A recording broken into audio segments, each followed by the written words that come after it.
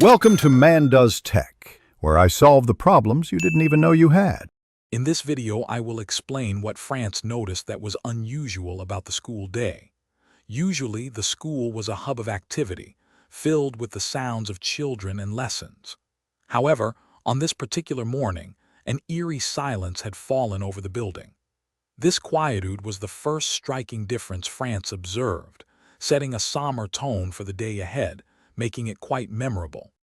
Franz was accustomed to the boisterous sounds of the classroom, with desks scraping and children reciting their lessons loudly.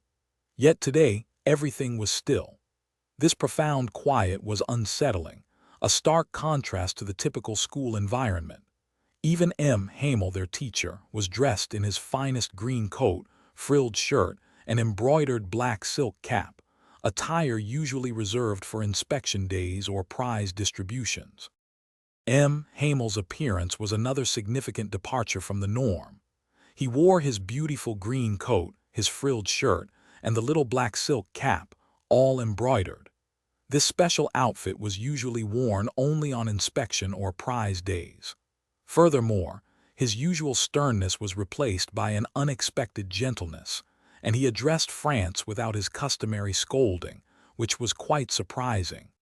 Perhaps the most unusual sight for Franz was the presence of the village elders in the back of the classroom. Old Hauser, the former mayor, and the former postmaster, among others, were all sitting quietly. They looked solemn, holding their old primers, which seemed worn at the edges. Their unexpected attendance and somber expressions hinted at the gravity of the day's lesson, making it truly unforgettable. Thanks for watching. If you found this helpful, don't forget to like and subscribe.